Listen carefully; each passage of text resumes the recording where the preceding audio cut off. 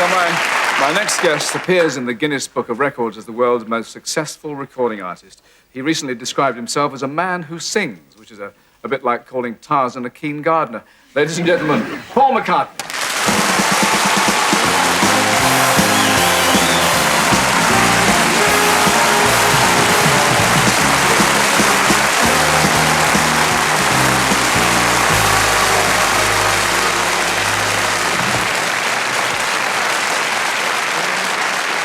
You have met before, haven't you? Yeah. Never seen him before, no, in my life. When's the first time you saw Paul? Oh, I never told you this, Paul, but I saw you when I was 5.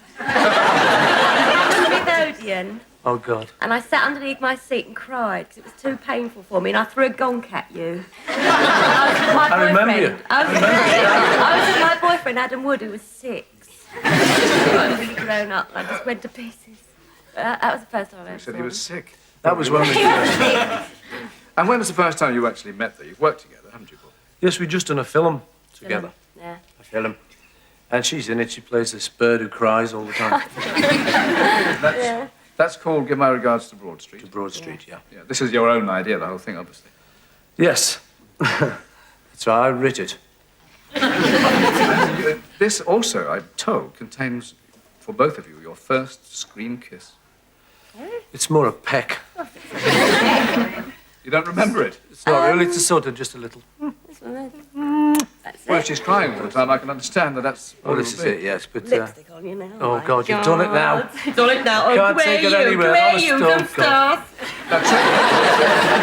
Tracy's met one of her heroes, but let me ask about your heroes. Who were they, Paul? In the beginning, it was people like Elvis and Chuck Berry, Jerry Lee Lewis, Carl Perkins, and a few of the other rock and roll-y chaps. Yeah. Little Richard. Did you imitate all these fellas? Yes, I used to try and look like Elvis and sing like Little Richard. Which was the easiest one for you to do? To sing? Yeah. Elvis? What was it? Can you remember the first record that you ever bought? Yeah, Bebop-A-Lula by Gene Vincent. Yeah. A friend of mine at school said, there's this great record, you know, you've got to buy it. So I went down to Curry's. What did it cost? Good question. Can I come back next week? Fourpence, weren't they then? Something like that? Oh, do it cheap. Because you're a bit upset when we were lads. When everything went decimal, you weren't too pleased about that, were you? No, I'm not going decimal. Or metric. Oh, you know. No, I'm not going... My Uncle Joe and me, not going metric. You're right. There was an old lady who said when everything went decimalised, she said, I wish they'd wait until all the old people were dead before they introduced it. Forget old money. When you and John first met, now you were 14 and he was 16? Yeah. And you started writing together. Where did you do your writing? In the garden shed or where?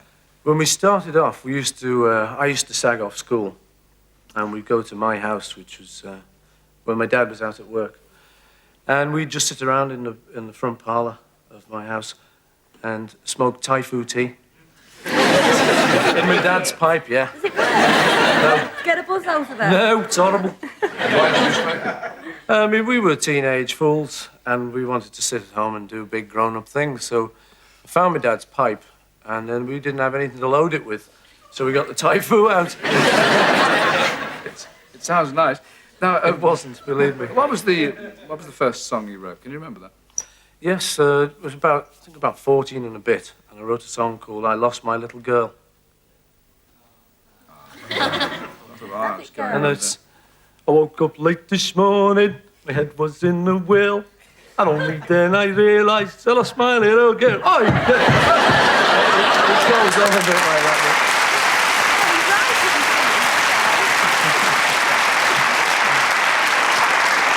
And I believe there is a notebook somewhere in the world with, 100 unpublished songs you wrote at that time? Yeah, we used to write them in this school notebook I had. And I don't think it's quite 100. That's what we used to tell people, but we exaggerated a bit. But there's quite a few songs that we wrote before we got one published. And at the top of the page, we used to write, another Lennon-McCartney original. we couldn't give them away. And when you were 16, you wrote... When I'm 64. I wrote the tune to that when I was 16, yeah.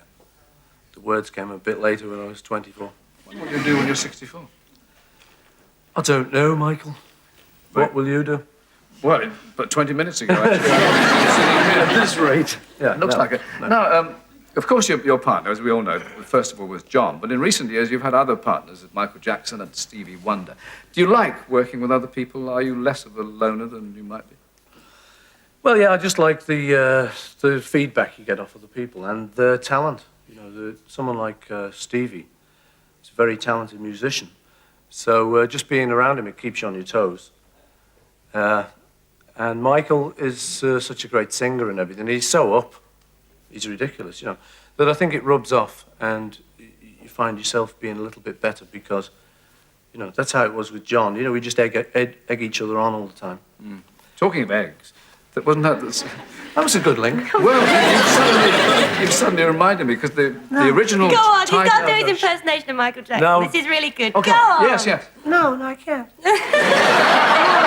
No, come on. He's a friend of mine. I'm not Peter gonna- from Dallas. No.